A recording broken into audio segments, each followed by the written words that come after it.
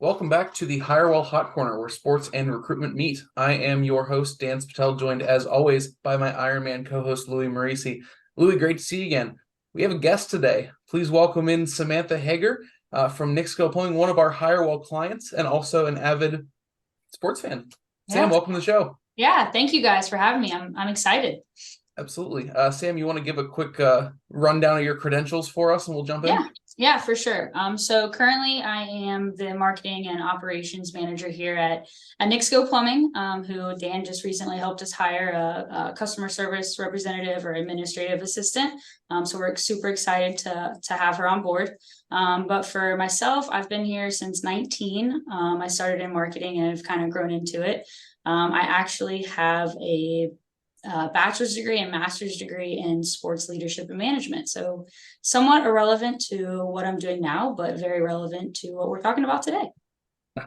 Love that. Love that. Well, I know we brought you on the show, talk about the Women's World Cup. You're a big U.S. women's national team fan and women's soccer fan. So hoping that you can kind of let us know a little bit about the field.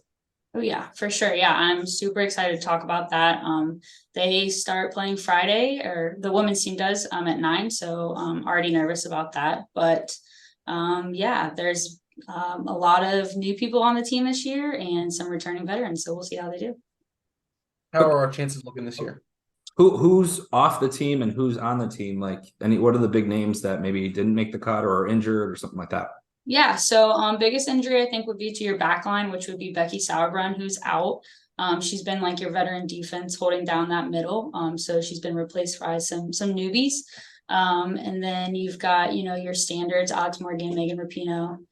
You got new ones would be Trinity Rodman, Alyssa Thompson, who's only 18, Sophia Smith, who's like your top scorer in the NWSL right now. So I think our chances look pretty good, but we'll see how they do. I think there's a lot of depth in the roster too, which is always good. So see how they go. Yeah.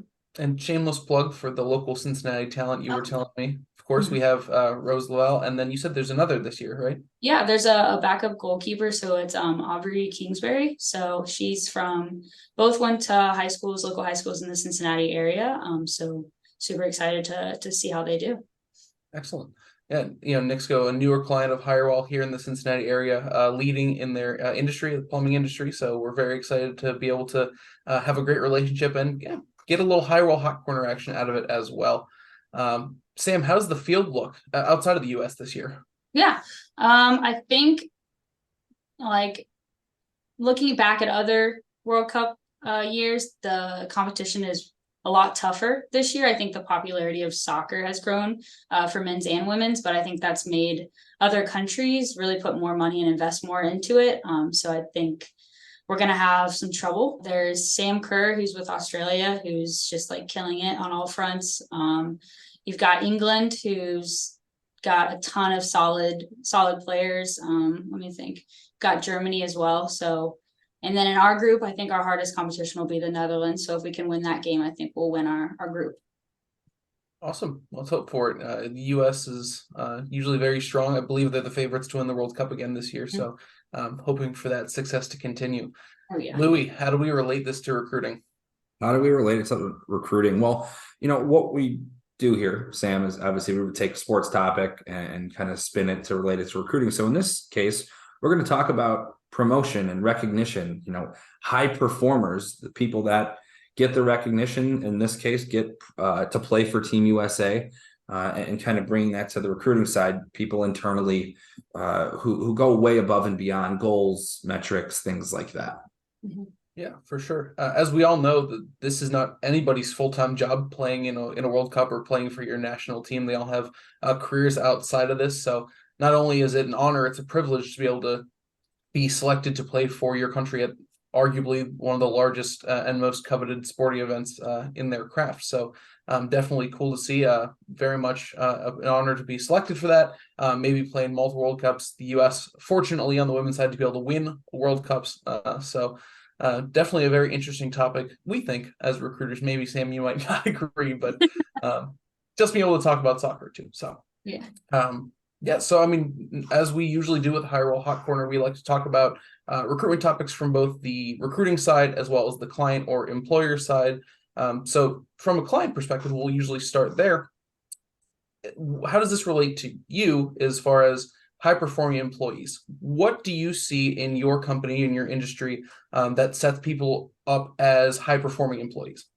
Yeah, for sure. So I think from our side, the people that stand out, or the higher performing employees here, are the ones that are more intrinsically motivated. Yes, we have external factors here that we use to help motivate or encourage, but I think when you look at everybody here, it's the ones that want it for themselves or have a higher sense of purpose. They put bigger reasoning towards their job or their role. I think they see here that by doing what they're doing, they're helping others and helping their team, helping their customers. So I think those are the ones that come in here with that sense of purpose every day, and that sets them above the rest of them for sure. I was gonna say, so like those are folks that you kind of see internally, those things you learn over time. Now, hiring perspective, what is your thoughts, or how would you go about trying to identify those before you actually get to see them do their role? Yeah, I think it's super difficult to identify those types of traits or anything when you're just talking to somebody. But I think you really have to look and kind of listen to what they're saying and try to find that stuff where, oh, I did this, or I stayed late to do this, or I think you can hear when people talk about what they've done in the past, if they take a sense of pride in that. And I think that determines, how they're motivated, and then how they're going to fit in your company as well. I think you really have to listen and kind of read between the lines when you're talking to somebody or interviewing them, to see if they're going to be a good fit for you and if they've got the motivation that you're looking for to be better and succeed. Yeah, and we actually just finished a hiring process with Nixco, as you mentioned. What were some of the key things that stuck out to you in the interview process that really set who we hired apart from anybody else? Yeah, I think just talking with the person that we hired, you could see that they were motivated to always be better and want more for themselves. And I think that will carry over, and no matter what role that they're in, they'll always want to continue to learn more, do more, grow as well. And just by listening to them talk about the different positions they had been in and the work that they took on themselves, shows that I think that they're going to do really well here and continue to grow in whatever role we deem, or whatever role that we want to work together and put them in, I think. Awesome. And we touched on the promotion and recognition. What does Nixco do specifically that, these high performers, what can they achieve, and what kind of opportunities are they afforded specifically with your company? Yeah. So I think with Nixco, obviously for certain positions, there's different roles here. Our service techs, they have bonuses that they meet with sales goals and different things like that. And then, we have our outside crew who are just getting through and doing their new construction jobs and seeing that being built, I think is a sense of pride when you can walk by a building and say, I built that. And, they continue to move up the ranks here as they get their license. Pay goes up with experience and different things like that. And then our office staff in here, as they take on more roles, there's that sense of achievement. And then as well, it's hit with a pay raise as well. But we really want them to feel like they're achieving something here and there's a purpose and that they're helping here. And that's what we're really striving for. Awesome. Louie, flip it over to the recruiter side. How do we identify these folks that say they're, high performing, just from a resume or from the interview process?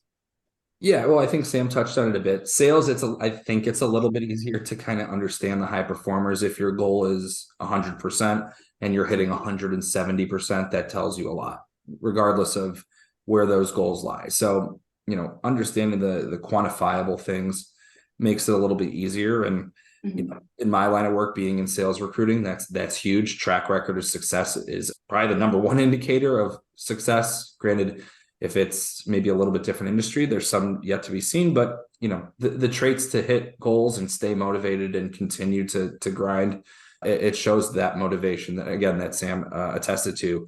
Now flip it back over to you, Dan. When it doesn't come to sales roles, how do you even do it? Like I am racking my brain. Like, how would you be able to be like, hey, this is a top performer? Yeah, definitely having numbers, goals, things you can quantify are very helpful for that. But it comes down to the intangibles as well. And Sam hit the nail on the head with this one through the interview process. There's only so much you get out of reading a resume. You have this experience in this role, you have this education, you did these extracurriculars. Great. There's having that. And then it's getting into a conversation where you can learn so much more from actually talking to a candidate than you'll ever get from reading their resume, their LinkedIn profile, whatnot.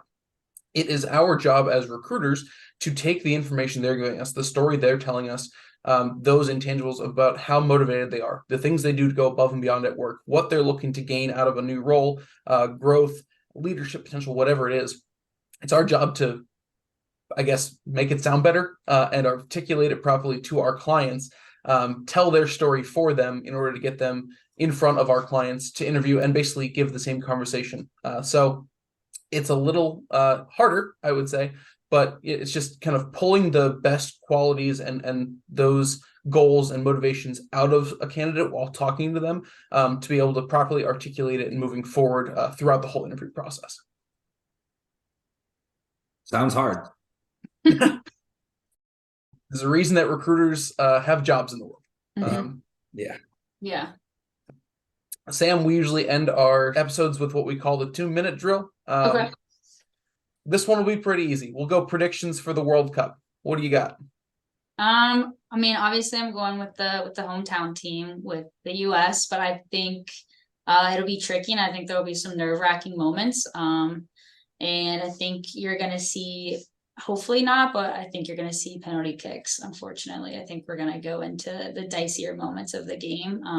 But then I guess if I didn't want to pick the United States, I'd probably pick England.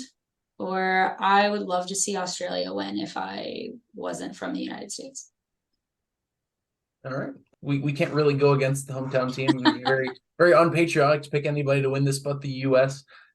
In men's World Cups previously, my go-to has been to root for Germany after the US gets eliminated. So I guess I'll follow up as my secondary option, but really pulling for the US team here. And you mentioned penalty kicks. My wife was a Division I goaltender. So I think those are not only the most exciting in the sport, but I think she really gets an extra kick out of those because after everyone, she said, I would have done it this way or I would have done that. So, Louie.